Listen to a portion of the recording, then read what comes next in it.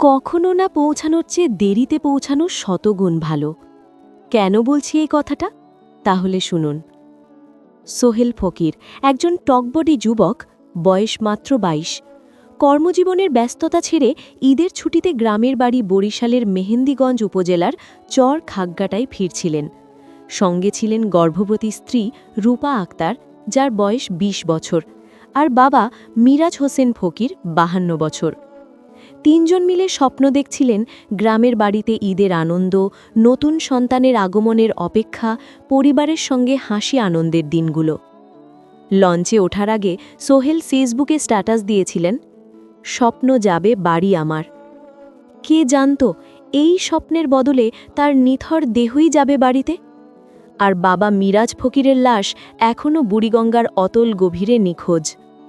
বুধবার ১৮ই মার্চ ২০২৬-এ বিকেল ৫:৩০টার দিকে সদরঘাটের ১৪ নম্বর পন্টুনে ঘটল এই মর্মান্তিক দুর্ঘটনা। এমভি আসা যাওয়া ৫ লঞ্চে ট্রলার থেকে যাত্রী তোলার সময় পেছন থেকে এমভি জাকির সম্রাট ৩ বা জাকের ৩ লঞ্চ এসে ধাক্কা দেয়। ট্রলারটি ২ লঞ্চের মাঝে চাপা পড়ে যায়। লোহার বিশাল দেহের চাপে পিষ্ট হয়ে যান যাত্রীরা।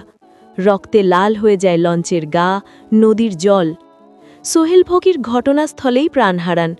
অতিরিক্ত রক্তক্ষরণে তার দেহ ছিন্ন ভিন্ন। বাবা মিরাজ হোসেন নদীতে পড়ে যান। এখনও উদ্ধার হয়নি। ডুবুরিরা খুঁজছে, কিন্তু বুড়িগঙ্গা যেন গিলে নিয়েছে তাকে। আর সোহেলের অন্তঃসত্ত্বা স্ত্রী রূপা আক্তার, তিনি গুরুতর আহত হয়ে মিটফোর্ড হাসপাতালে ভর্তি। তার শরীরে আঘাত, মনে অসীম যন্ত্রণা।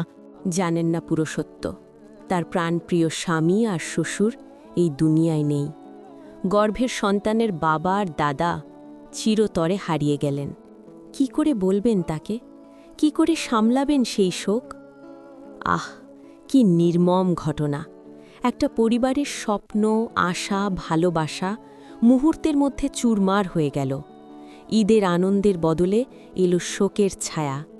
গ্রামের বাড়িতে এখন কান্নার রোল পড়বে, যেখানে হাসির আওয়াজ আসার কথা ছিল।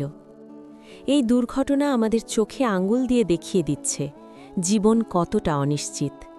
এক মুহূর্তের অসতর্কতা, একটা ধাক্কা সব শেষ করে দিতে পারে। তাই আবার বলছি, কখনো না পৌঁছনোর চেয়ে দেরিতে পৌঁছনো শতগুণ ভালো। নিরাপদে বাড়ি ফেরাটাই আসল স্বপ্ন। পরিবারটির জন্য গভীর সমবেদনা। নৌ পরিবহন মন্ত্রণালয় ২টি তদন্ত কমিটি গঠন করেছে। ২ লঞ্চের রুট পারমিট বাতিল হয়েছে। দোষীদের বিরুদ্ধে কঠোর ব্যবস্থা নেবার আশ্বাস দিয়েছেন